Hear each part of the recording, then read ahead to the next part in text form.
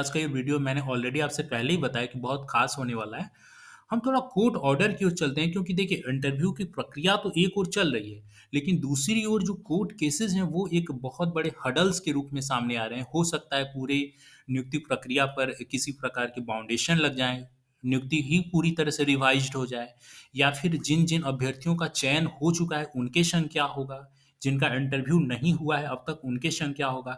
इन तमाम सारे मुद्दों पर हम बात करेंगे। देखिए हम अभी पटना न्यायालय के कोर्ट ऑर्डर पे हम आ चुके हैं जो ओरल ऑर्डर है।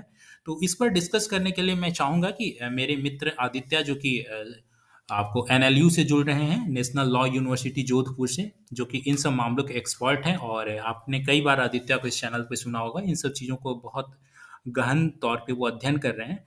तो आदित्य आपका हायर एजुकेशन वर्ल्ड चैनल को बहुत-बहुत स्वागत है। मैं आपसे आग्रह करूँगा कि आप इस कोर्ट में क्या इस ऑर्डर में क्या-क्या चीज़ें हैं, विभिन्न पहलुओं को आप डिकोड करें और अपने माध्यम से बताने का प्रयास करें कि ये जो केस नंबर 8932 2020 का है, इसमें ओरल ऑर्डर जो आया है, इससे कौन-कौन अभ्यर्थी प्रभावित हो सकते हैं और इसके क्या मायने हैं? Aditya, welcome this channel.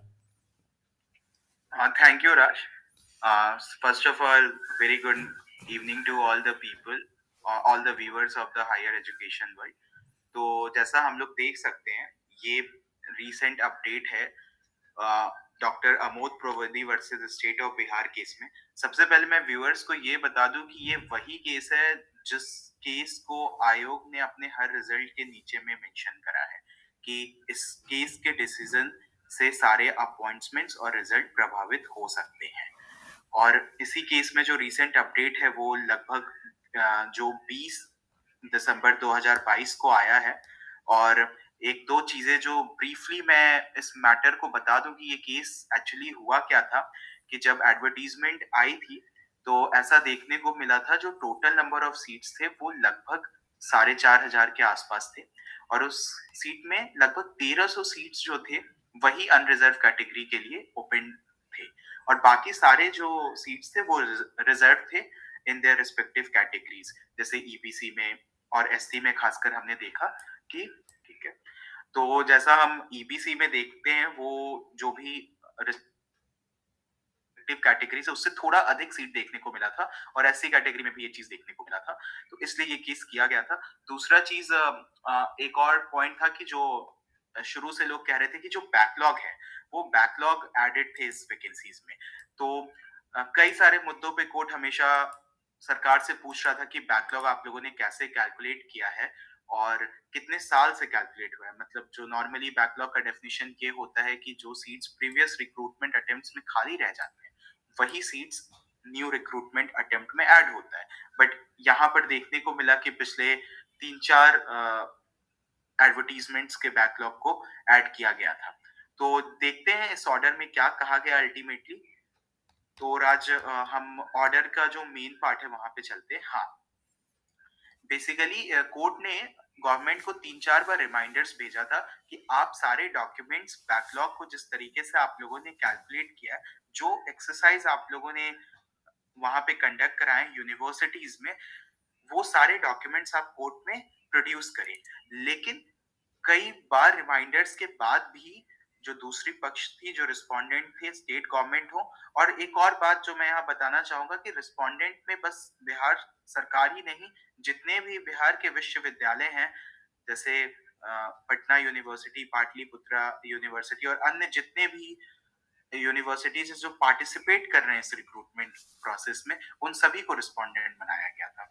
और अफसोस कि कोई भी अभी भी किसी भी तरह का कोई भी डॉक्यूमेंट जो रेलिवेंट डॉक्यूमेंट है वो कोर्ट में प्रोड्यूस नहीं कर पाया है।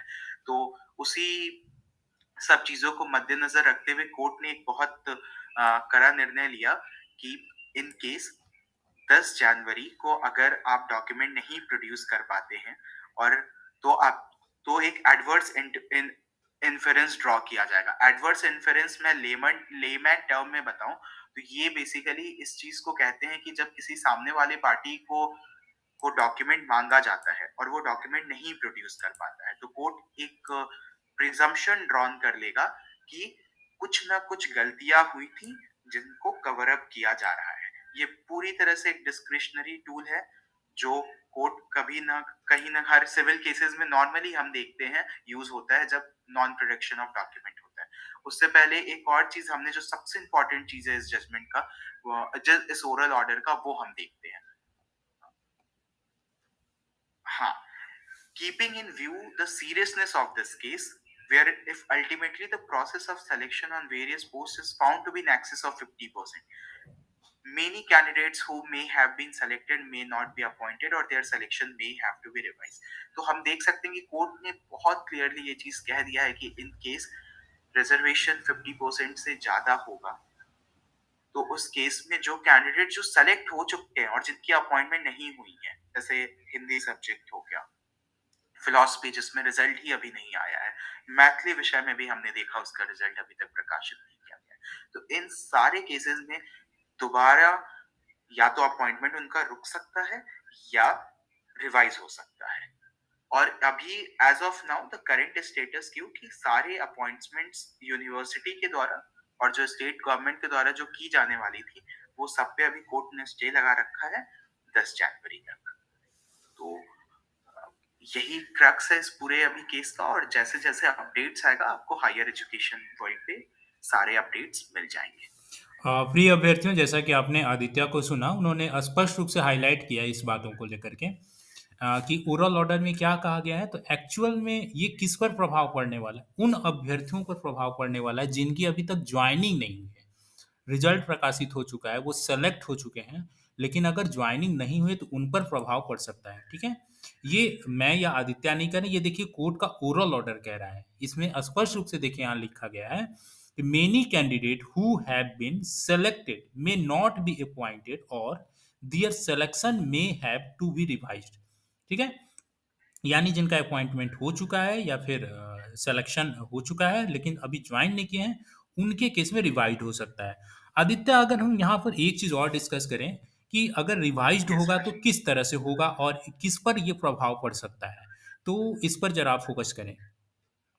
हाँ राज, जैसा हम लोगों ने अभी देखा कि आयोग ने एक एसओपी बना रखा है, सिस्टमेटिक ऑपरेटिव प्रोसीजर जिसको कहते हैं, जिसके द्वारा वो सारा प्रोसीजर रिक्रूटमेंट किस आधार पे चलेगा वो उस तरीके से डिसाइड हो रहा है।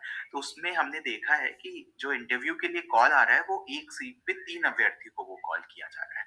तो इन केस मान लीजिए रोस्टर चेंज होता है, जो अभी कहना ठीक नहीं होगा कि होगा या नहीं होगा, लेकिन इन केस मान लिया जाए कि अगर होता है, तो सबसे पहले तो हमें ये देखना होगा कि अगर किसी कैटेगरी में सीट्स घटते बढ़ते हैं, तो उस तरीके से जो नंबर ऑफ कैंडिडेट जो इंटरव्यू के लिए बुलाए गए थे, उस पे भी सबसे पहले प्रभाव पड़ेगा कि मानिए 50 सीट से 55 सीट किया जाता है, तो 50 में 150 कैंडिडेट्स को बुलाना था, लेकिन 55 के केस में लगभग 15 और कैंडिडेट्स को बुलाना चाहिए, तो 165 कैंडिडेट्स को बुलाना हुआ।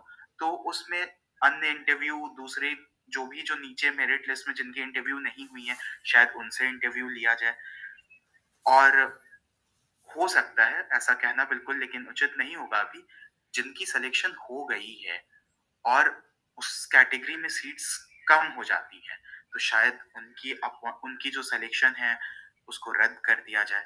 तो वो पूरी तरह से अभी कोर्ट के डिस्क्रिशन पे है और स्टेट गवर्नमेंट के डॉक्यूमेंट प्रोडक्शन पे निर्भर करता है कि उन्होंने जो भी डॉक्यूमेंट्स जिस तरह से प्रोड्यूस होंगे, बैकलॉग किस तरह से कैलकुलेट किया गया है, अगर वो सही तरीके से कैलकुलेट किया गया तब तो खैर कोई प्रभाव नहीं पड़ेगा, लेकिन अगर कुछ गड़बड़ी आएगी तो रिवाइज अपॉइंटमेंट हो सकता है। हमने पहले भी बहुत सारे केसेस में देखा है जहां पे रिवाइज अपॉइंटमेंट हुई है, तो ये बहुत नवीन चीज नहीं होगी एक चीज़ ये और होगी। बताना चाहूँगा, जितने भी व्यूअर्स यहाँ पे जुड़े हुए हैं, आप लोग तुरंत किसी चीज़ को लेकर के राय बना लेते हैं कि यहाँ पर जो भी दिखाया जा रहा है या बताया जा रहा है वो किसी विशेष कैटेगरी को लेकर के इंगित किया जा रहा है। एक्चुअल में हम लोगों का उद्देश्य किसी विशेष कैटेगरी को लेकर इंगित करना बिल्कुल नहीं है। यहाँ पर एक्चुअल में जो हो सकता है उस पर प्रकाश डालना है। और जो क्लेम किया जा रहा है कि जैसे कि एससी में 16% रिजर्वेशन होता है, एसटी में 1% होता है और ईबीसी में 18% होता है। मेनली इन 3 कैटेगरियों में ही देखा गया। आपने अगर हायर एजुकेशन वर्ल्ड चैनल के प्रीवियस वीडियो को देखा होगा, तो उसमें भी इन 3 कैटेगरी की चर्चा की गई है कि एससी, एसटी और ईबीसी, मेनली इन 3 कैटेगरी में ओवरऑल अगर सीटों का आकलन किया जाए तो यहाँ पे 16% एससी, 18% एबीसी, एसटी 1% से ज़्यादा सीटें नजर आ रही हैं। जबकि अगर जनरल की कैटेगरी की बात की जाए, जनरल और ईडब्ल्यूएस दोनों को जोड़ दिया जाए, तो यहाँ पर 40% जनरल और 10% ईडब्ल्यूएस को जितनी सीटें मिलनी चाहिए उससे बहुत कम सीटें मिल रही हैं। अगर जनरल को 40% भी अगर हम मान के चलते हैं तो वहाँ पे लगभग 25 टू 26 या 27% केवल सीटें मिलती हुई दिख रही हैं।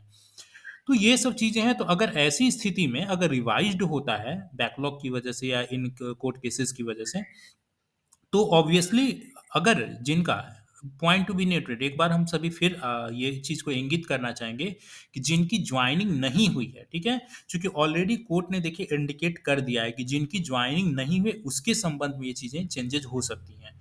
क्या हो सकती हैं कि एससी में मान लीजिए सीटें अगर घटती हैं, एसटी में सीटें घटती हैं और ईबीसी में सीटें घटती हैं और ऑलरेडी अगर उनका रिजल्ट आ चुका है, तो वैसी स्थिति में हो सकता है कि उनको रिजल्ट आने के बाद भी उनको पुनः रिवाइज्ड किए जाने पर शायद उनको उनके रिजल्ट लिस्ट से बाहर कर दिया जाए। और फिर अपॉर्चुनिटी किन्हें मिलेगी?